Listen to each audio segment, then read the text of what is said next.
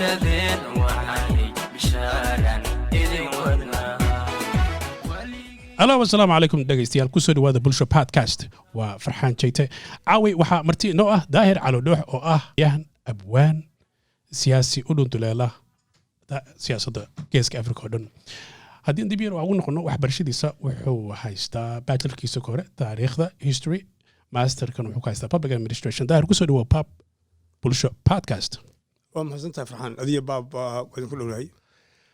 Daahir haddii aan ka bilowno su'aashii koobaad hadda waa artay siyaasadda Soomaaliya si xasaasi u sii maraysaa haddana aad bay u sii qasmaysaa hadday noqoto cagajuglayn ka timid mucaaradka ama gacanaday ka timid dhinaca hadda administrationka hadda meesha jooga kale maxaad bal hordhac yarna sii sidaad u aragtid. Farxaan aad baad mahadsantahay. beesha waxa ka socda horta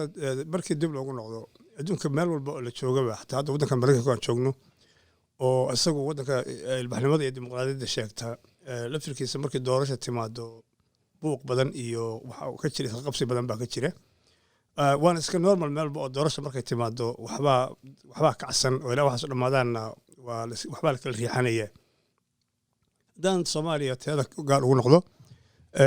Soomaaliya xilligii militariga ka hor 2 jeer baa doorasho dhacday markii xornimada la qaatay 1960 1964 kiina mid baa dhacday 1969 kiina mid baa dhacday. labadii jeer bana tii hore oo 64 kiina 23 qof baa ku dhimatay oo Soomaaliya la dhimatay. midii dambana 40 qof baa dhimatay oo food qasaara ba loo bixiyay. marka waxyaabahaas iska jira marka Soomaalida way ogtahay oo dagaal sokeeye iyo qabiil iyo waxaan macna lahayn baa ka buuxa. marka wixii baa la isku haystaa doorashada la isku haystaa laakiin doorashadii baa si qabiilaysan la isugu haystaa sida qolyaha mucaaradka oo kale iyo meeshii nidaamkii waxaana qabtay iyo waxaana shacabka u qabanaya wixii la oran lahaa. waxaa isqa qabsiga ugu badan waxa weeye waa nin walba wuxuu rabaa inuu asaga oo nidaam jabhadaysan ama qabiilaysan ku yimaado hadda mucaaradka kale. maanta waxaan maqlayay Cabdiraxmaan Cabdishakuur la yiraahdo oo ka mid ah mucaaradka oo leh nin dictator ah waxa ka fiican dawlad aan baa ka fiican dadka banaanka u soo baxa asagoo leh. marka dictatorka uu sheegay dabcan farmaajo ka hadlaya. farmaajo marka waan ognahay waa la doortay xilligiisina weli maalmaha uga sii harsan inta hadda ka warqabnay doorasho jirtay. marka doorashada rajada hadda sida ugu badan oo shacabka Soomaaliyeed dhex marayaan oo kale doorashada nimankan hadda horay niman xil u soo qabtay weeyo oo midbadi ku eedeysan yahay nimanka mucaaradka oo kale. anna wali horta inaan musharax ugu yeeri karo oo hadda ilmu musharax iyo wali ma hubno oo musharax waa inuu isdiiwaan geliyo oo certificate qaato oo loo aqoonsado. laakiin niman siyaasiyiin hore ahaa aanan u maleynaya inay hunguri raja ka hayso inay soo noqdaan weeye. recordkoodii hore marka ma fiicna maadaama recordkooda uusan fiicnayn oo rajadooda inay soo noqdaan ay aad u yar tahay iyo waxay rabaan inay qulub iyo taqalaasa dhaco oo meesha ama ay wax saas ku xumaadaan oo ama ay xoog wax ku helaan bay adigu xal wax saas oo dagaal oo iska jabhadayna meesha ka muuqda. xogaa dawladda waxa tiri way adkaatay. dawladda waxaan oran karaa horta nin walba oo xukunaysta adduunka uu adkaanayaa oo intuu wuxuu samayn karo samaynayaa. laakiin markay ka soo harto dawladdu hadda qaabka iyadu doorashadan iyo doorashadu waa xeel way waa la dagaalaya. nin walba xeesha oo ku soo noqon karo sameynaya. dad badan baa ku eedeynayaan dawladdu nidaam gaar ah wax ku wadataa. ana think si kasta ku soo noqon karta inay samayso weeye. laakiin markaanu fiirino waxyaabihii dhacayay shirarkii tanaasulaadkii isku soo noqoshooyinkii badnaa oo dhacay anigu kulama arko runtii in dawladdu ay madax adeegtay.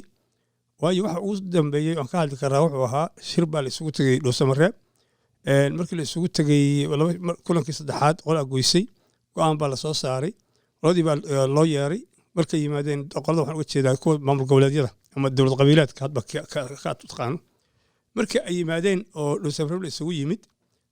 xamar baa la isugu yimid madaxweynuhu waa tanaasulay wuxuu wasaarteen baan idin yeelayaa ordo baashiga afshi wada. markaas kaliya maahan waad ogeydo qof iyo cod baa laga hadlayay ayagaa diiday wuu ka yeelay. xisbiyada badan baarkii ay miina qof iyo cod baa la saxiixay ayagaa diiday oo mar kale marka runtii madaxweynaha inaan iraahdo iyo dawladda hadda xukunka haysa waa adag tahay. I will disagree with you a little bit. waxa markii ay madaxweynuhu iyo administration ka jira ay codsanayaan qof iyo cod waxa ku qasbanaan lahayd administration in waqti ku darsado sharciyana sida meesha ku taala sharcigii waqtiga lagu talagalay hadduu dhaafo waa heshiiska lagu heshiiyey maaha haddii marka guddiga doorashada hadda lagu murankan keenay waxaa weeye guddigii doorashooyinka sidii lagu xuli jiray ee laguma xulin ila waxaa dhalinyaro gaar ah iyo dad ka mid ah booliiskoo kale niisoo kale militarigoo kale aan howlahooda ahayn baa lasoo xushay oo daacad u ah madaxweynaha iyo administrationka hadda jira baa eedooga ay tahay marka see u aragtaa dooda musharaxiinta horta ardayda aqaana ma aha dadkan la soo xulay laakiin cabashadaas waa maqlay cabashadaan maqle waxaa garab socotaa markaan dib ugu noqono taariikhda markaan gadaal ugu noqono xiliyadii ka horreeyey mar sheekh shariif iyo odayaal baa soo raadiyey soo xulay dadkan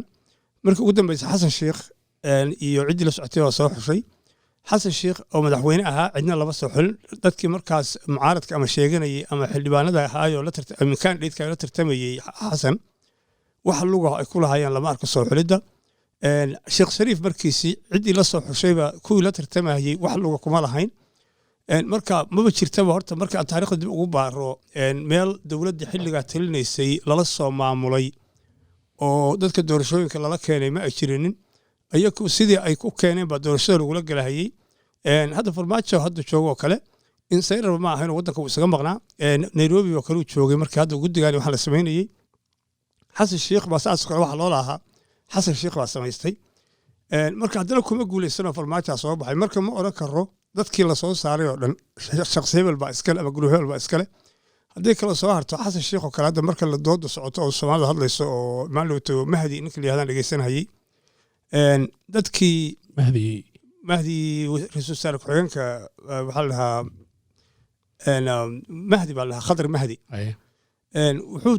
tiriyey hebel iyo hebel iyo hebel iyo hebel iyo hebel oo mid xoghayn ahaa oo mid hebel ahaa oo mid in adeerkiis ahaa oo dadtaasuu tiriyey waxayna hawsha ku soo dhammaatay doorashadii lagu galay nin la yidhahdo abukaato dhegey oo abukaato waa looyar looyarkaas dhegey la yidhaahdo oo xasan sheekh u ahaa la taliye aadna isugu dhowaayeen baa wuxuu noqday guddoomiyihii guddiga doorashada iskugu dhowaayeen siyaasad ahaan mise qabiil ahaan qabiil ma reerkiisa ma garanayo qabiil ma aadayo laakiin siyaasad ahaan bay isugu dhowaayeen maadaama uu la taliye u ahaa ninka haddana uu ahaa ninkii uu ku aaminay inuu u hogaamiyo guddiga doorashooyinka oo isagoo rajo ka qaba inuu soo noqdo marka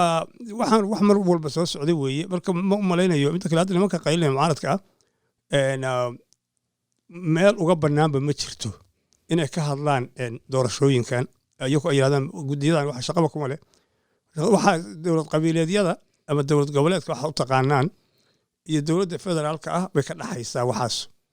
xilli odayaal baa soo doortay xilli igad baa keentay xilli ismaaciil cumar geellaa keenay hadda bari baris laakiin hadda dowlad qabiileedyada ama dowlad goboleedka waxa u taqaano iyo dowladda federaalka ay ka dhaxaysaa nimankaan hadda qaylinaya meel ka soo galaanba ma leh haddii aan ku noqono shariif markii asaasi administrationkiisa xasan sheekh shariif de markaas waxay ahayd mid laisku kakabay xasan sheekh laftigiisu awood badan ma lahayn hadda heerka farmaajo joogo heer casriyaysan weeye oo la dhihi karo waa leeleha mid loo sameeyay ama guddi loo wada sameeyay qofka saraalle ka waa la samayn karaa marka maxaa eedan keenay in dad gaara loo xulo horta waxa dad aan Soomaali ahayn horta meesha la keeni mayo dad aan la aqoon la keeni mayo waa in dad Soomaali oo hebel iyo hebel meesha inay yimaadaan qaabka siyaasaddu ama tahay ama hadda xaaladda Soomaaliya tahayna qofkii la keenaba qof baa dhibsanaya oo ama bahalkii siyaasad ahaan ama degaan ahaan ama wax ku dhibsanayo ama hore wax soo dhaxmar ha ahaato qof baa dhibsanaya meeshiina cid aan Soomaali ahayn inta la keeno ma oran karo ciidamada bahalkii amisoonta hal la keeno ayagu ha noqdaan guddigii lama oran karayo marka sababta dhibsigaas keenaysa kulay waa iska jirtaa cabsi waa iska jirtaa ninkan maadaama uu farmaajo meesha keenay dadkan iyo dowladdiisu ama asaga u shaqeeyaan midda kale farmaajo wax badan buu qabtay oo waddanka dhaqaalaha iyo si arrimaha dibadda iyo laakiin wixii weli Soomaaliya weli ma ahan meeshii la rabay ma gaarin midda kale guddigii doorashooyinka oo Xaliimo Yare guddoomiyaha u ahayd oo arrintaanba halkeeda iska lahaa isagu u waday oo qaranka nimankan hadda dowlad qabiileedyada dowlad goboleedyada iyo kuwan hadda qaylinaya oo musharaxiinta ah ama sheeganaya midowga musharaxiinta ay raahdo sheeganayaan oran labadaas group dartood baa shuruudihii bay ka mid ahayd shuruudihii ay la yimaadeen in la kala cariyo guddigii baa de waayo guddigii la dhisay oo federaalka ahaa oo dadka u dhexeeya Xalimo Yari hadduu dareen noqday kii kaloo la keenay hadduu dareen noqday kii bari yimaadana dareen kaloo noqonaya marka arrin anigu saan rabo iigi samee aan soo noqday baa muuqata marka haddii aanu noqono dhinaca kale hadda marka la eego xiriirka u dhexeeya Kenya iyo Soomaaliya waxa la isku khilaafay badankeed waxa weeye fargelin dhinaca Kenya ku haysa qaasaan dhinaca Jubaland oo kale haddana waxaa la sheegay warar cad lahayaa in ay Malaysia lasoo tababaray oo lagu soo tababaray gudaha Kenya oo loo dayay la rabay in Soomaaliya wadan dowlad magaalo muhiim ah in lagu qabto marka maxaa sababay in meeshaas ciidamada gaarka loo geeyo qaas ahaan magaalada Balad Xaawo magaalada Balad Xaawo gobolka Gado horta ka tirsantahay Balad Xaawo waxaa jira waqooyiga gobolka Gado luuq iyo Balad Xaawo iyo Doolow dhulkaas xuduudka la Itoobiya 96 markii nimanka itixaadka la oran jiray 1996 baan ka hadlaya markii nimanka itixaadka la oran jiray ay ka kaceen gobolka Gado halkaas u yimaadeen ciidamadii Tigreega oo soo galay oo Itoobiyaanka soo galay oo nimankaas gobolka ka saaray ilaa iyo hadda sidii bay u joogeen waxaa markay isbedeshay systemkii in ilay baa ka hana qaaday saddexdaas degmo oo intii baa ka socotay dadkaas uu 96 xorriyad ma ay arkin marba way ahayd marka Tigreegi markuu hadda jabay oo xaaladii xumaata Tigreegi jabay baa dadkii baa nafsaday dawladda Soomaaliya waa dadku ay ka tuurahayay dhagax tuurahayay oo siligii la mudahayay oo gabdhaha la kufsanayay oo meesha waxa ka socotay waxaan caadi ahayn baa ka socday dadka waa la gadi jiray marka hadee dawladda Soomaaliyeed oo Soomaaliya Kenya waa isqabteen Kenya jabhaday ka soo guraysa Dhoble iyo Afmadow iyo Gaarisa iyo meesha la yiraahdo iyo Wajeer iyo dhulka Soomaalida ay haysato way ka soo guraysaa waxay ku soo daldalaysaa meesha inay dib Balad Xaawo qabsatay rabtaa marka de meeshaas waxay khatar u tahay in la qabsado Soomaaliya Kenya waa dir awla Jubbooyinka haysto magaalada Kismaayo iyo dhulka ciidamada Kenyaati ku jiraan way haystaan dawladda Soomaaliya inay sheegto ma rabtaan maleynaya laakiin sida muuqata way haystaan waayo Axmed Madoobe kale la yiraahdo waa u jooga ciidan Soomaaliya ma tagi karo qof kale ma tagi karo xildhibaanadooda wasiiradooda cid walba waa meel ay iska leeyihiin way marka dhulkaas oo gacanta khatar ugu jiray in Kenya ku darsato dhulka ay haysato baa jiray oo dadkeeduna aad u dhawaaqayay oo dhagax tuurayeen oo dadka madheero oo kale oo Soomaalida ah oo awal xoog lagu haystay la kala gooynayo arrimahaas cabashadii ka timid awgeed baa waxay keentay in dawladdu ciidamo u soo dirto aad baan arrintaas aad bay dadkaasi ugu baahnaayeen iyo wadankuba ma la isdhigi karo dadka deegaankaas degan laba cadow bay leeyihiin al-shabaab iyo ciidanka Kenya keebahaas u daran shabaab iyo Kenya daran waayo shabaab gabar kufsan mayaan guri gubi mayaan qof qabiil u dilmayaan xoolo dilmayaan ceel sun biyo ku suumayaan shabaab marka sake iyo waxay qaateen ninka yiraahdaan waa naga soo jeedaan waa dilaan laakiin nimankaanu labadoodu waxay ka sameeyeen in Soomaaliya dawladda ka imaan ka sameeyeen laakiin yaadka waxa u dheer intaas oo problem aan sheegay iyo kuwa kale oo badan baa jira marka Kenya masiibo ka weyn oo geeska meeshaas maanta ka jirta ma jirto midda kale Kenya nimanka shabaabka waa nin diibo socon Soomaaliya oo la diin baan u soconaayo ayagu barki laakiin Kenya dhul ina qabsatay rabtaa iyadoo ay qaadato oo ay dhulkii hore u haysatay NFD ku darsato waxayna waxa isku soo heshiisay dadkii Soomaalida hore u gumeysanaysay baa iyadii markii Itoobiyaanka ahaa wuxuu wax lagu heshiiyay dhulka Soomaaliya in la kala goosto waxay ila sector 1 iyo sector 2 la yiraahdo macnaha AMISOM ku hoos gabadeen Itoobiyan dhinac bay qaadatay Kenya dhinac bay qaadatay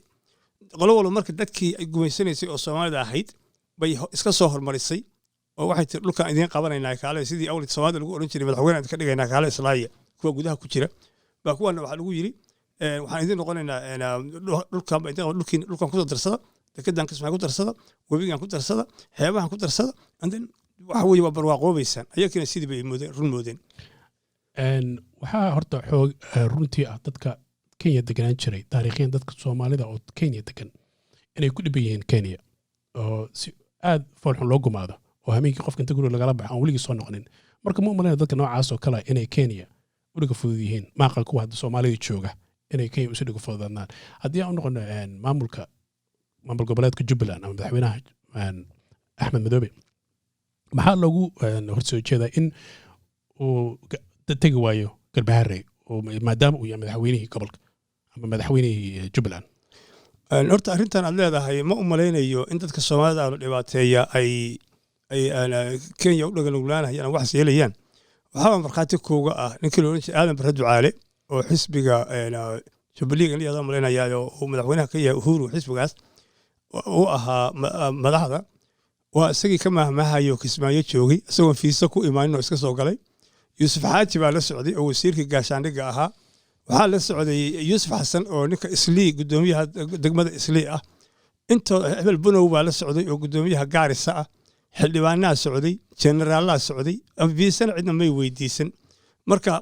halkaas marka fikirkaas dib waa ogeyd Soomaaliya la dirta Kenyaatiga wixii waa isbedeleen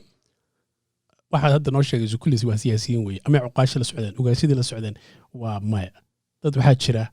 adiga cadowga Kenya adigu dad masaakid adu aragtay laakiin iyagu ay aan cadow kale ahayn inay u jiraan oo ku dhashay Gaariso oo dadka deegaanka oo haddii maanta ay awoodaan inay ka aarsan kara si kasta uga aarsan lahaa marka siyaasiyiinta iyo dadka shacabka hala kala duwo marka aan ku noqon madaxweynaha Jubbaland maxaa dadka reer deegaanka gado maadaama ayaga horumarkii hore ay taageereen maxay isu bedeleen oo heshiiska uga baxeen in madaxweynuhu uu imaan karin asaga iyo waftigiisu magaalada Galbaharre horta dadka gadada Galbaharre degan weligood Axmed ma taageerin weligoodna dawladdiisa ka mid ma noqonin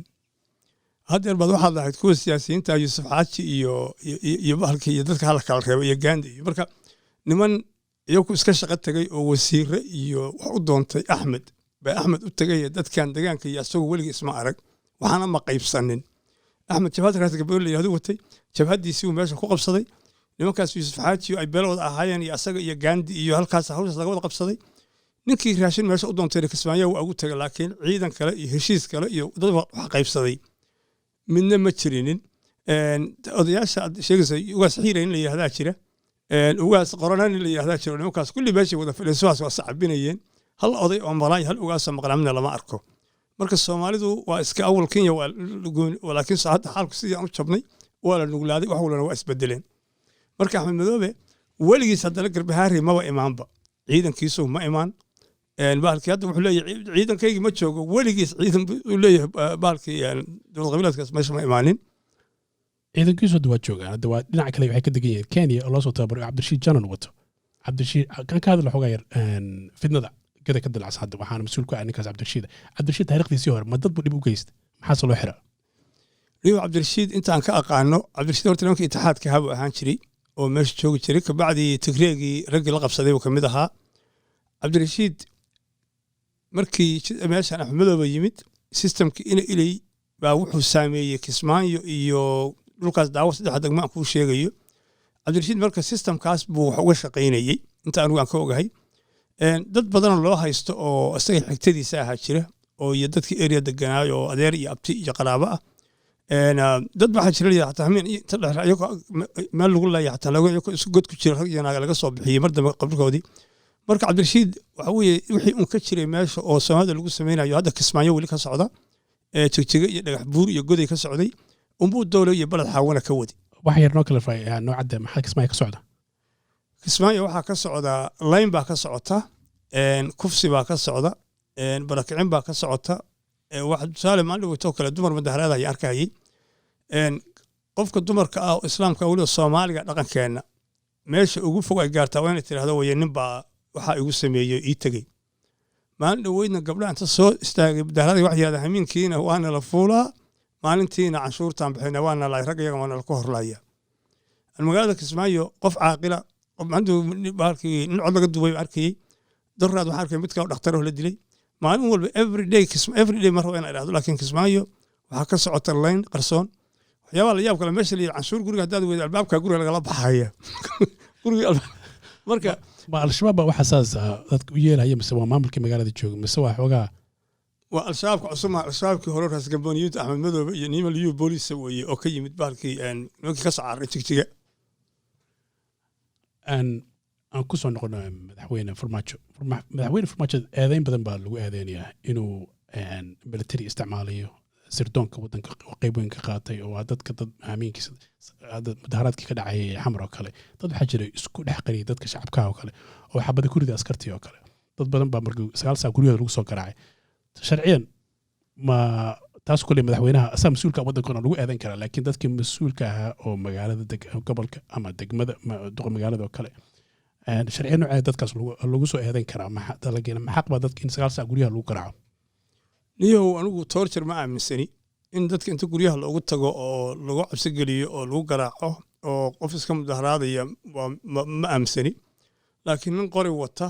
oo beeka ama magaaladii harkii dhex socda oo ridaya xabada rido in la xiro iyo in la qabto in la dilo inta xaq buu u leeyahay kii lagu samayn karo in kastoo aan hoyn in guryo lagu garaacay waxa madaxweynaheenii hore sheekh xasan sheekh baan ka maqlay asagoo dad baa guryahooda laga garaacaya laakiin anigu cadayna ma hayo adigu hadaad ahayso waa ii sheegi kartaa ciidamada nabad sugidda aad sheegayso dowlad waa inay nabad sugiddeeda iyo systemkeedu waa inuu shaqeeyo oo ku dhex jira weeye meesha wax ka jiraan in dadka la dila maaha laakiin waa in la ogaadaa waxa socda anigu yari waa ugu hambalyeynaya haddii ba gaareen ciddii mudaharaysa in dad nabad sugidda ku dhex jiro waa horumar Soomaaliya gaartay wey aan ku noqono xoogaa xiriirkii Kenya waxa u dambeeyay dhinaca u kala tuuray xiriirkii Kenya iyo Soomaaliya waxaa jiray Kenya waxay marti qaaday madaxweynaha Somaliland Muuse Biixi haddaba markii igad shirka lagu qabanaya 20 bisha maalinkiisa ka labaad waxaa madaxweynaha Djibouti uu marti qaaday Muuse Biixi maxaa xad ku dhaxay waa maxay xiriirka loogu gooyn waayay Djibouti Kenya loo gooyay hadii wafdi ka yimid Somaliland uu imaanayo labada meelood horta marka koobaad Somaliland iyo goboladaas waqooyi baan idhaahday iyo Kenya xuduud ma leh wax ay wadaagayaan oo isu keeni kara lama arko laba dowladoodna ma ahano Somaliland wali Soomaaliya waa goosanay way leeyahay laakiin wali wax loo adduunkuna ma aqoonsana Soomaaliland ma aqoonsana ayaguna inaysan gooyin waa isagoo way raadinayaan marka adduunkuna sharci buu leeyahay asagoo NFD haysta inuu hadda yiraahdo Soomaaliya qaar u yeelay anakuna Soomaaliya u yeerto NFD oo jabhad u samayso oo aqoonsato ayaan xaq ugu yeelanaysaa marka to answer your question ka jawaab su'aashaadii number 1 horta ma jirto xiriir degaan oo ka dhaxeeya iyo wax isu keeni kara labadan ma jirto midda labaad Djibouti waa dad Soomaaliya weeye waa reer Soomaaliya oo reerka Soomaalida kala ag degan oo Soomaalidu waxana waa isku celceshan karaa ana dhunta markuu u yeerayo Ismaaciil Cumar Geel laftiisa inuu leeyahay Muuse waa ku aqoonsan madaxweyne u yeeri maaye dad Soomaaliyeed oo degan oo Soomaalidaas u imaanayso oo gobolada ka imaanayso kala weeye qodobka saddexaad waa always Soomaaliya iyadoo xiriirka u jirtay Kenya oo diblomaasiyadii la kala safiirka la kala cayriyay oo xal loo baahan yahay bay gaas ku sii shubtay dabkii shidnaa oo xumaan bay ugu yeertay iyada lafteedu wanaag uuma yeerin marka arrimahaas iyo kuwa kale oo hadii la sii tirin kara baan aaminsanahay in ay ku kala duwan yihiin tagitaanka Muuse tagay Nairobi iyo midii uu ku tagay Djibouti Kenya waa wadan abaal nagu leh wadan qaxootiga Soomaaliya dhan si isfaan u gacan qabtay waa wadanka kaliya oo wax nagu taray Afrika oo dhan marka Kenya maanta cadow ka dhigay aan ka ahayn xogaa siyaasaddan fargelinta horta Kenya abaal bay nagu leedahay waa u mahadcelinaynaa waa markaan soo qaxnay ku soo qaxnay waxay raacisay sharciga adduunka sharci u yaal baa jira oo Kenya ay wax ka saxiixday ee annaka gobol gaar nooma dhigo qolo kasta oo ku soo qaxdana saas bay u soo dhaweyn lahayd waxaan aaminsanahay faa'iidada annagu aan ka helay iyo midda ay naga heshay midda iyadu ay naga heshay baa badan ama faa'iidan kala helay Soomaaliya markii ay jabtay Kenya waxa galay hunguri ah inay dhulka qaato way badda hadda la isku haysto waad aragtay badda inta ku aadan oo biriga ah bay qaadatay Kenya marka Kenya waxay u socotay mid kale waxay siyaasadii Soomaaliya ka dhaxbix weeday Axmed Madoobe kale hadaan ku noqon kaliya oo Kismaayo jooga Soomaaliya kama tirsana wuxuu ka tirsan yahay Kenya ka tirsan yahay waa dhul Soomaaliyeed saddex gobol oo sheegtaa inuu madax u yahay intii ogol intaan ogolaynba marka nooc boob ah oo dhul boob ah oo la shaqeeyo askarteeda uniformka ku jirta Soomaaliya kama amar qaadato waa kuwa caruuraha iyo dumarka iyo leenayo gada kale dhagax lagu tuuriyeenayo marka Kenya nidaam iska kali socod oo Soomaaliya ay ignore jiritaankeeda diidayso oo dhulkii boobayso oo ay iska socoto way ku jirtaayo macnaha waa kaligeeda geeso socota marka daas way loola diriraya marka goos baa muuqda dhageystayaal maantay episode-kaas intaas uu ka yahay waa inuu mar kale xiiso la diilay yiraahdo